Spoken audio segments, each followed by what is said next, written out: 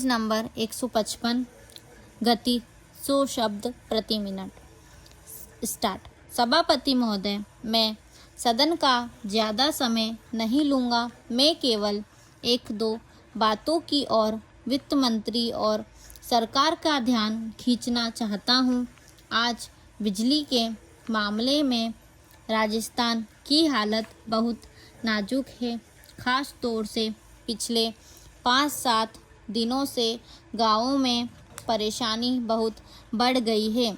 मैंने देखा है कि कई ज़िलों में पिछले कई दिनों से बिजली नहीं है। नतीजा यह हुआ है कि जो फसल बोई गई है उसको पानी नहीं मिल पाया है। वहाँ पहले से ही अकाल की स्थिति है। बिजली ठीक तरह से न मिलने के कारण किसानों की फसल बर्बाद हो रही है। इसलिए बिजली को और अधिक फैलाने की बात को छोड़कर सरकार उसकी पूर्ति को नियमित करे। पैरा। उधर से जो माननीय सदस्य बोलते हैं वे बातें करीब करीब वही करते हैं जो हम कर रहे हैं। दोनों में कोई फ़र्क नहीं है। वे भी कहते हैं कि महंगाई के बेकारी है और हालत ख़राब है। सरकार की तरफ से भी हर एक वक्तव्य को इसी वाक्य से शुरू किया जाता है कि उसे विरासत से खराब हालत मिली है जिसे सुधारने में समय लगेगा। मैं निवेदन करना चाहता हूँ कि सरकार एक अवधि निर्धारित कर दे कि वह कब इस पहले वाक्य को बोलना छोड़ देगी। हम सरकार का विरोध नहीं करेंगे। वह हमको भाषण लिख कर दे और बता दे कि हम क्या करेंगे।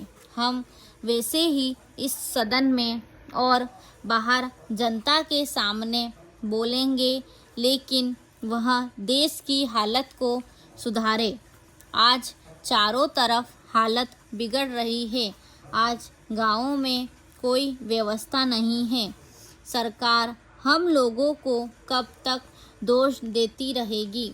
अगर हालत न सुधरी तो ये लोग भी डूबेंगे, हम लोग भी डूबेंगे और लोकतंत्र भी डूबेगा। आज गाँवों में हालत बहुत खतरनाक ढंग से बिगड़ रही है। मैं बड़ी जिम्मेदारी और गंभीरता के साथ यह बात कह रहा हूँ। आखिर सरकार का और हमारा काम एक ही है। कुछ लोग उधर बैठे हैं और हम इधर बैठे हैं, इससे कोई फ़र्क नहीं पड़ता। पैरा। हालत सब तरह से खराब है। बिजली खराब है, कोयला खराब है, तेल नहीं मिल रहा है, किसानों के काम सब तरह से रुके हुए हैं। गाँवों के अंदर इतनी महंगाई बढ़ रही है कि गरीबों के प्राण निकल रहे हैं और आगे यह महंगाई ज़ोर से बढ़ेगी। गेहूं का उत्पादन कम हो गया है, भाव अभी ऊंचे हो रहे हैं, आगे और भी ऊंचे होंगे।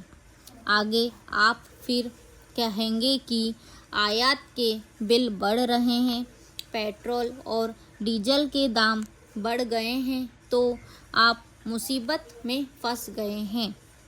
आप मुसीबत में फंसते हैं तो हमें भी खुशी नहीं होती है। इसलिए आप गंभीरता से सोचें। कुछ हमसे सहायता लेना चाहते हैं तो ले, जिस तरह से भी लेना चाहते हैं ले। आप जैसा कहेंगे वैसा ही हम जनता से जाकर बोलेंगे। अंत में मैं निवेदन करना चाहता हूँ कि आप राजस्थान के लिए ज़रूर कुछ करें। स्टॉप।